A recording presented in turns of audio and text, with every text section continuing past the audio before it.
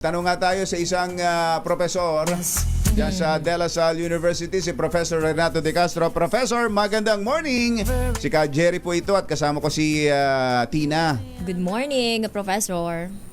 Magandang umaga sa inyo, Ka Jerry at Ka Tina. Kamusta po kayo? Okay naman po, Professor. Wala tayong klase ngayon, face to face sa De La Salle. Meron ba? Ano ko ngayon research faculty ko, kaya wala akong klase. Wala kang klase. Ng mga artikulo ko. Oo. Bago nga lang tong issue natin, nagulat kasi kami sa nagulat ako pagpasok ko dito, tas ang balita makakaranas daw kaagad tayo ng heat index na danger level, Professor. Kaya maraming eskwelahan ang nagkansela na ng face-to-face classes. Kayo ba hindi rin nagulat doon? Hindi ba kayo nagulat? Bigla. Naramdaman niyo klase. Ako klase ang focus. In fact, papunta ako ng Thailand pag-attend ng conference. Papunta na ako sa airport. Mainit din doon. Mainit din. At least nasa air condition ako, nasa hotel. Tama. Okay. Pinag-uusapan nun namin dito yung nangyari diyan sa Oval Office sa Washington. Kayo ba anong take niyo doon sa napanood nyo na yan at kung paano tinrato si Zelensky at kung paano ninyo i-apply yan sa relasyon naman ng Pilipinas sa Amerika? Okay, unang-una tignan ho natin, dalawang angulo ho yan, dalawang factors, no? Unang-una ho dyan yung, kumbaga, ano ba yung balak ng Amerika sa pamumuno ni Donald Trump, no? Ano yung goal niya? Ano yung foreign policy objective niya? Pangalawa ho, yung elemento ng personality clash, no? Tingnan ho muna natin yung goal, no? At saan ho dito pumapasok yung Ukraine at yung nangyari ho doon sa napanood natin, no? Pagpasok ho ng Trump administration, ho, kasi ho, sa ngayon, no, even panahon niya, no, inumpisahan niya ho na engage ang China at Ruso sa isang strategic competition. No, dalawa ho yan, no? Pero ang talagang kumbaga ho, ang talagang gustong bigyan pansin ng Amerika ngayon, no, even po nung panahon niya kay Joe Biden, ang China. Kasi ang kalkulasyon nila, mas malakas ang China.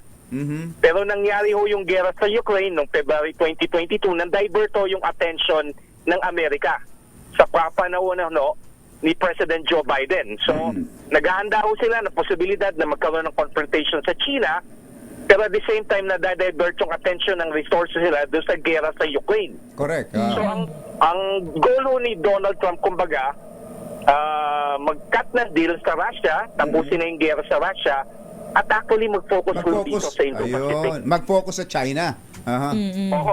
Talagang. Ang talagang goal talaga, even panahon ho ni Joe Biden, kaso nangyari ho yung gera sa Ukraine. Kasi ang calculation ho ng mga Amerikano, ibang mga Amerikano na pupunta ako sa Estados Unidos o sa Washington, mas delikado hong kalaban ang China kaysa sa Ruso. Kasi ho, ang China, lumakas, naging industrialized. Ang Russia, actually tingin nila, declining power ho yan. Kaya kay Putin, ang basis ho talaga ng Russian economy, export lang ho ng langis, saka ng mga materials. Kamantalo ang China, nakita ho natin talagang China has now the second largest economy in the world, and China of course has the largest navy in the world. Tama, oo. Pero ayan ang goal niya. Pero ang focus on China.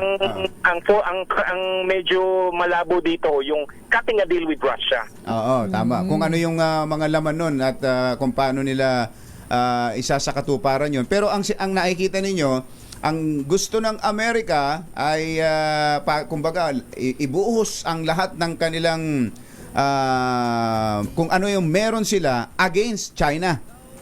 Kasi mas malakas na mas makapangyarihan noon China. China, nakikita naman natin kung gaano ka-agresibo dito ang China. Di po ba? Tama. So, gusto nila talaga mag-focus dito. Tsaka kasi intindihin natin ang Estados Unidos, ang basihan niyan sa kanyang military power, Navy. So it would rather focus time arena nandito sa Indo-Pacific. Okay. So anong dating nito sa atin sa Pilipinas? Mas makabubuti ba yung policy na yan, yung direction na yan ng Amerika na ibuhos ang resources nila laban sa China? Makabubuti ba sa atin yan sa Pilipinas pero at the same time ang po ng Ukraine. Professor, konsekwensya niyan, naputol ho kayo doon sa parte, pakiulit po, naputol Choppy lang kayo. po. Nag-choppy. paano naman ho ang Ukraine tsaka ang mga European powers, ang NATO? Aha. Kasi kumbaga, meron ho, every policy ho, may trade-off yan eh. Ang trade-off po niyan, NATO and Ukraine would have to accept po yung inevitable that Russia would get yung war aims niya, which is of course almost 20% ng teritoryo ho ng Ukraine. And of course, they will be confronted with Russian military power. Kawawa, So, kumbaga ho, ang sacrificial lang po dyan is Ukraine. Ukraine. Opo. Okay. Pero ginagamit lang po natin yung sitwasyon na yun sa Pilipinas. Ukraine at i-apply natin kung saan ano tayo yung direction yung sa party natin. So ulitin ko, yung focus ng US against China, sa tingin ninyo mas makabubuti para sa Pilipinas? Actually, oo. Yeah, tama, agree ako sa inyo. Pero again ho, may trade-offs eh. Yan. Paano naman nasisira ho yung image ng Amerika, lalo na kung ilalaglag lang ho nila ang Ukraine at of course, i-abandon nila ang NATO. Hindi ho pwede yun kasi kailangan rin natin ng suporta ng NATO, ng Germany, France, UK. Opo, tama. Okay, so tayo may problema sa Spratlys. Sa West Philippine Sa West Sea. Philippine Sea, inaagaw ng China. Dito kaya ay makakakampi natin at yung ironclad commitment na binabanggit lagi ng mga kano, hindi lang ng mga kano Professor, pati yung mga kana, ganyan din ang sinasabi. Ito to yun. Natin, no? Oo, Tandaan ho natin. Apa. Pasaya rin ho yan sa kanilang interest. How ironclad is that commitment at the end of the day will still depend on their interest. Kasi sasabihin ng mga iba, ginagamit tayo ng Amerika. Ganun ho ang alyansa, gamitan po yan. Tama. Kung ano yung pakinabang. Ganun ho. So, ang fear ko, of course, yung credibility ng Amerika and of course, balik ko tayo doon sa personality aspect. No, sa tingin ho nung iba, napaka-naid ni Trump na ilaglag na lang ang Ukraine. And of course, hindi pumapayag si Zelensky. Oo, kapit pa rin. Kahit anong sabihin nga no? Ito, yun, binanggit nyo yung personality, Professor. Sa personality po ni Trump at sa treatment na ginawa nila kay Zelensky sa Oval Office, hindi ba tayo dapat na mag-ingat, lalo ngayon sa Amerika, sa pakikipag-usap sa kanila? Lalo't sinabi na rin mismo May history gamitan. po ng kumbaga, history na ho yung relationship ni Zelensky sa kanila bago pa mag-umpisa yung gera. Nung naging presidente ho si President Zelensky di balak na ho tumakbo ni Joe Biden. So, kinausap po siya ni Donald Trump noon, no? Maghanap ka ng baho kay doon sa anak ko ni Joe Biden. Si Hunter Biden. Kasi may business dealing doon si Hunter Biden. Hindi ho yata, kumbaga, hindi pinagbigyan ni Zelensky. Ni Zelensky. So may history pala sila. May ganun pala. May pinaguhugutan pala si Trump kaya niya kinastigo sa Oval Office si Zelensky. Tsaka ho, ang tingin ni Donald Trump, napakalapit ni Zelensky kay Joe Biden, which is of course true. Tama nga. Kaya nga suporta rin ang Biden administration sa kanila nung nakaupo pa ito. Pero balikan ko yung sa atin. Sa personality ni Trump, paano ho tayo hindi ba tayo dapat na mag-ingat ngayon sa nakikita nating takbo ng yung personality ni Trump sa problema natin dito sa Pilipinas at relasyon natin sa kanila sa Amerika? Actually, in general ho, no, positive ho ang view ni Donald Trump po dito. Positive ho yung role niya.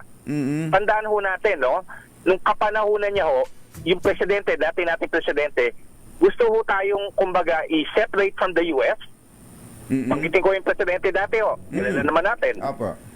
Baka ipadala na ho sa daig dahil balak na kukunin ng International Criminal Court. Actually, na-save din Donald Trump po yung alliance. Kinibigan niya ho yung dating presidente natin, si President Rodrigo Duterte. Nagbigay ho ng malaking tulong ho ang Estados Unidos ho nung kapanahunan ho nung Siege of Marawi noong 2017. Kung ano ho hihingin, lalo na ho panahon ho, kung ano ho hihingin ni dating Secretary Delfin Revesana sa Estados Unidos noon. Mga intelligence, mga equipment, mga weapons, so binigay ho ni Donald Trump. At nung bumisita ho siya dito, very positive ho yung view niya sa Pilipinas. Ang huli niya sinabi sa nung paalis na ho siya, the Philippines is a very expensive piece of real estate. Kasi ho, nandito yung EDCA sites. Okay. Oo. Kaya nung pagkaalis niya ho, doon na ho finally na inimplemento ni dating President Rodrigo Duterte yung Enhanced Defense Cooperation Agreement, yung EDCA sites ho. So actually positive ho, nakikita ho natin tayo yung United States assistance ho, di ba ho? O ba? Suddenly nilift niya, nagkaroon ng waivers about several billions of dollars worth of security assistance. Oo. So yun pala. So, positive pa rin. Yun pala ang nakikita ninyo. So, i-summarize ko lang, Professor. So, yung nakita natin na treatment ng Amerika sa Ukraine at dito kay Zelensky sa Oval Office, hindi tayo dapat na mangamba sa pwede ning maging treatment ni Donald Trump sa Pilipinas. Wala ko siyang personal na negative experience kay dating President Rodrigo Duterte, and of course kay sa Pangulo, President BBM Marcos Jr. Tsaka magaling ho yung ating ambassador sa Washington D.C. Si Ambassador Babe. Ambassador Babe Sumandes. Okay. So yan, nakakuha kami ng yun po yung insight po ninyo, nakuha namin na Professor. So wala tayong dapat na ipangamba sa nakita natin. Meron ho. Meron ho tayong lesson. May lesson. Sa ating pag-aralan. Na talaga at the end of the day pagdating ho sa larangan ng security, international relations, we should always rely on our own. Tama. Alliances are convenient if they are available, but at the end of the day, your ally will always look after its own national interests. Tama. Well said. Dapat talagang palakasin ho natin yung sandatahang lakas ho natin at ating ekonomiya. Well said, Professor. Opo, tama po. Tama po kayo. Professor, maraming salamat at ingat po kayo sa biyahe. Maraming salamat po. Okay, maraming salamat din po. Magandang umaga ho sa inyo. Magandang umaga po. Ka Tina, ka Jerry at sa ating mga kababayan po. Professor Renato De Castro, International Affairs Analyst mula po dyan sa De La Salle University.